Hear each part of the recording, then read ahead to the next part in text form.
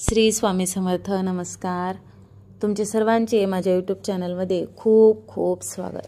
तुमच्या सर्वांच्या इच्छा मनोकामना पूर्ण होत हीच स्वामी महाराजांच्या चरणी प्रार्थना करते आणि आजच्या आपल्या एका नवीन व्हिडिओला सुरुवात करते. आजच्या व्हिडिओमध्ये आपण पाहणार आहोत तर ते म्हणजे बघा, शेवटचा श्रावणी सोमवार या दिवशी आपल्याला कोणता उपाय करायचा आहे, कोणत्या वेळात करायचा आहे याबद्दल आपण अगदी सविस्तररित्या जाणून घेणार आहोत. तर तुम्ही माझा हा व्हिडिओ शेवटपर्यंत नक्कीच पहा.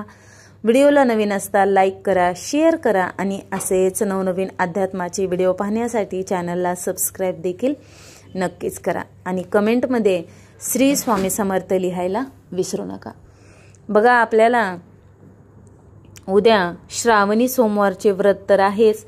बघा, आता काही व्यक्तींना पहिला सोमवार उपवास करणं शक्य नसेल झालं, दुसरा तिसरा, तर हा उद्याचा जरी आपण सोमवार धरला तरी देखील चालतो.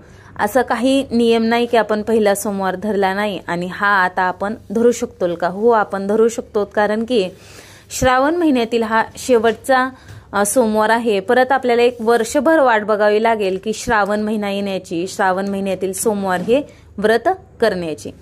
बघा, मग आपण उद्या सेवा तर करणारच आहोत, उपवास देखील करणार आहोत. त्यासोबत जर आपण काही उपाय केले तर आपल्या जीवनामध्ये नक्कीच सुख समाधान नांदेल. आपण जे काही काम करतो त्यामध्ये देखील आपल्याला अगदी भरभरून यश मिळेल असा हा प्रभावशाली उपाय आहे. तर उपाय म्हणजे बघा, आता उद्याच्या सोमवारी शिवमोठ आलेली आहे, जवस. मग आपल्याला जर समजा शिवमूठ तर व्हायचीच आहे जवस, पण जरी आपल्याला शिवमूठ वाहणं शक्य नाही झाली तर आपल्याला 21 जवस अगदी मोजून घेऊन त्याचा हा उपाय करायचा आहे. आणि आपल्याला हा जो उपाय आहे तो मंदिरात करायचा आहे. बघा, आपण मंदिरात गेल्यानंतर पूजा करून घ्यायची आहे आणि अगदी मोजून व्यवस्थित जवस आपल्या हातामध्ये घ्यायचा आहे आणि आपल्याला ओम नमः शिवाय किंवा मग श्री शिवाय नमस्तुभ्यम या मंत्राचे पठण 108 वेळा करायचे आहे. आणि हे जी जवस आहे आपण आपल्या हातामध्ये, उजव्या हातामध्ये घ्यायचे आहे. म्हणजे आपण ते जवस जे आहे ते आपण अभिमंत्रित करणार आहोत आणि त्यानंतर आपल्याला हे जवस शिवलिंगावरती अर्पण करायचे आहे. बघा, शिवलिंगावरती जवस अर्पण करत असताना आपल्या मनातील जी काही इच्छा आहे ती भोलेनाथांकडे आपल्याला व्यक्त करायची आहे. आपल्या जीवनातील ज्या काही समस्या आहेत त्या दूर होण्यासाठी आपल्याला प्रार्थना देखील करायची आहे.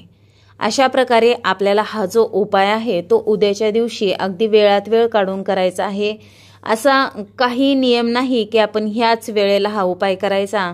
अगदी दिवसभरामध्ये आपण हा उपाय कोणत्याही वेळेमध्ये करू शकतो. तर अशा प्रकारे बघा, उद्याच्या दिवशी आपल्याला हा जो उपाय आहे तो करायचा आहे. आपल्या जीवनातील जी काही नकारात्मकता, जे काही दोष असतील, आपल्या मागे जी काही इडापिडा आहे ती कायमची नक्कीच दूर होईल आणि नक्कीच आपल्याला भोलेनाथ आणि माता पार्वती यांचा आशीर्वाद प्राप्त होईल. तर बघा, अशा प्रकारे आपण आजच्या व्हिडिओमध्ये ही माहिती जाणून घेतलेली आहे. तर तुम्हाला माझा हा व्हिडिओ आवडला असेल तर नक्कीच तुम्ही व्हिडिओला एक लाईक करा, शेअर करा आणि असेच नवनवीन अध्यात्माचे व्हिडिओ पाहण्यासाठी चॅनलला सबस्क्राईब अवश्य करा. आजची झालेली सेवा स्वामी महाराजांच्या चरणी अर्पण करते आणि आजचा हा व्हिडिओ इथंच थांबवते. श्री स्वामी समर्थ. जय जय स्वामी समर्थ. धन्यवाद.